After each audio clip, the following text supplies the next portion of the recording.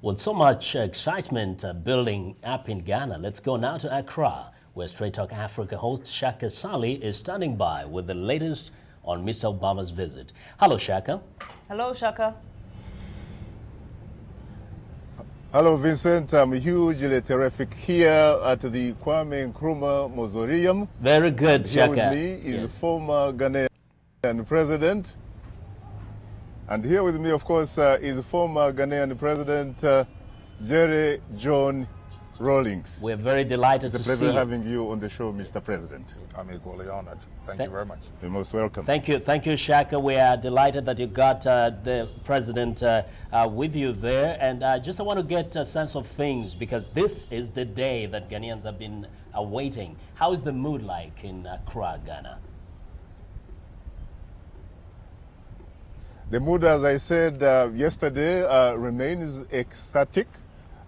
People are hugely anticipating something here to happen, perhaps something, frankly, that they have never experienced in their lifetime.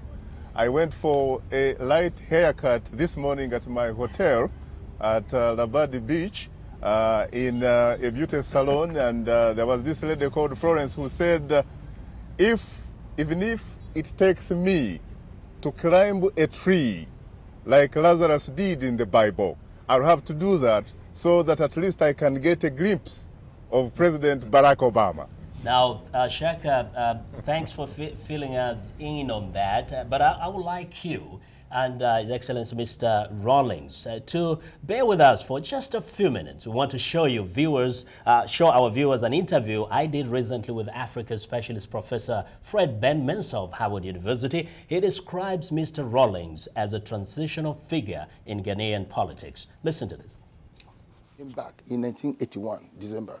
He said that it was not a coup d'etat, that it was a holy war to transform the socio-economic structures of Ghana.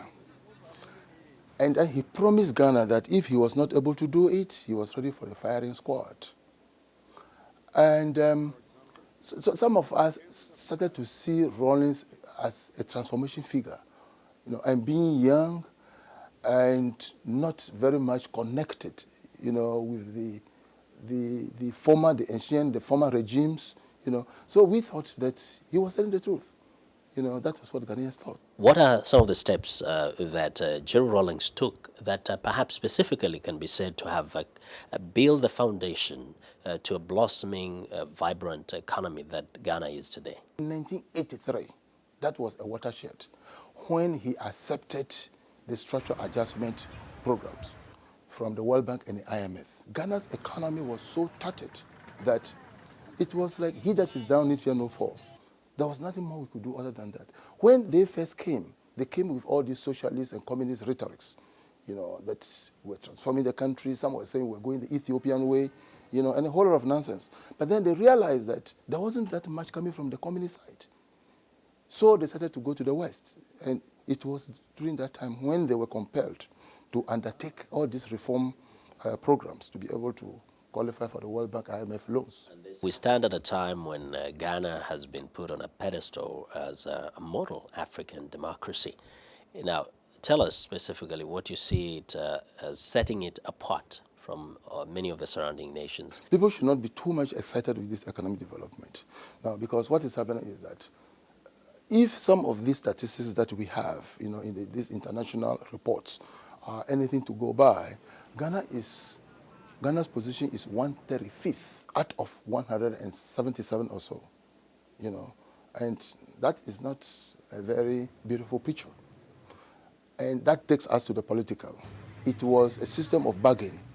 That is to say, I'm going to give you some power, and on the basis of that, I'll continue with my reform programs. Apart from that, the country was relatively peaceful. Then his second elections, his re-election, we thought that was one of the best. When his vice president was defeated in the third election, they readily accepted the verdict of the people. And then Mr. Kufuor won it again. They accepted it. The most recent one, tempers were high, tensions were high, 52 point something as opposed to 49 point something. But then what happened? The president came out and said that we have a constitution. Let's go by the Constitution. Ghanaians succumb to the Constitution. What do you think will come out of this visit to Ghana? In his inauguration speech, he said, when you come to me or come to us as America with unclenched fists, we welcome you. And if there's any help we'll give you, we'll give you. So if African rulers still have clenched fists, there is very little he can do because he's just one of the 300 million Americans. In his next move, before he goes to any other African country, I would like the president to speak from the African Union. That is from our continental parliament to the African people.